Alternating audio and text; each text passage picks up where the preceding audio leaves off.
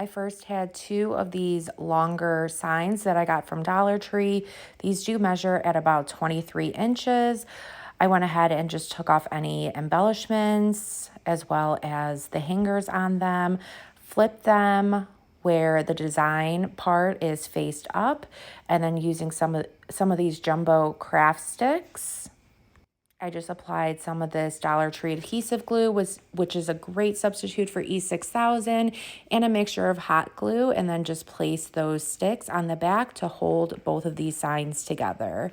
I then grabbed two of these 1 gallon paint stir sticks that you could get from Home Depot, and I just glued those to both ends of the sign as well, just using the mixture of that hot glue and adhesive glue. Then I just grabbed some of my Waverly chalk paint in the color ink and just began painting the entire surface with this color. I did end up only doing one coat. Once you have that completely covered, go ahead and allow that to completely dry. Once that was dry, I just went around the sign and just gave it a good sanding just to make it look a little bit more weathered. And this part is completely optional. If you do not like that weathered look, you do not have to sand around it. Next, I had this palette that you could pretty much always get for free. So I just cut down the palette and I cut down 5 pieces of wood. One of them is measured at 6 inches, 2 are 5 inches, and 2 more are 4 inches. I then grabbed some brown acrylic paint, put that inside of a cup, and just added some water. This is just going to water this paint down. So that way when I paint it onto these wooden blocks, it just kind of creates a wood stained look without using any of those harsh chemicals that are inside of wood stain. Go ahead and let that brown completely dry. And then I just went over these with some orange acrylic paints. I did only put a small amount of the orange on my paintbrush and just lightly applied that on, so that way you could kind of see that brown peeking through that orange as well. Go ahead and allow those to completely dry. I then just picked up some sticks from outside and I just began hot gluing those to the top of the pumpkins.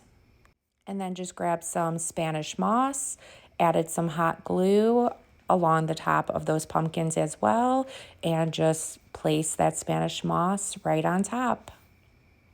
And I think these just came out so adorable. Now go ahead and grab that sign that we originally started the project off with, finding a good placement for the pumpkins. On the bottom of the sign, I placed the larger one in the middle and then the 5-inch ones on both sides, and then I was just going to place the smaller ones just kind of overlapping in between the larger pumpkin and the two right next to it. So again, I just used that mixture of the adhesive glue and hot glue to place these pumpkins all down. You want to allow this to completely dry for about 10 to 15 minutes, and look at how cute this is. I love it. And then I went ahead and just created this stencil off of my Cricut machine. This is using the font Baskerville. So I just placed the vinyl right down, smoothed it out with my little scraper tool to make sure it is completely adhered to the surface. Go ahead and just peel off the transfer tape. And then just using some Waverly chalk paint in the color plaster with a Dollar Tree cut up sponge, I just began dabbing that chalk paint all throughout the stencil. You want to make sure you have a very small amount of paint on your sponge or dabber when you are working with stencils. That just reduces the risk of it bleeding. Go ahead and let that dry, and then just go ahead and peel that vinyl right off. Now, this vinyl did peel off some of the black paint, but I wasn't even mad about it. I think it kind of adds to the rustic feel of this project. But there you go, guys. I think this came out so amazing. I love it. I think this would be great for your front porch, but I hope this inspires you guys to create your own in your own special way. If it did, please be sure to sprinkle the love. Thank you so, so much and have a good rest of your day. Bye.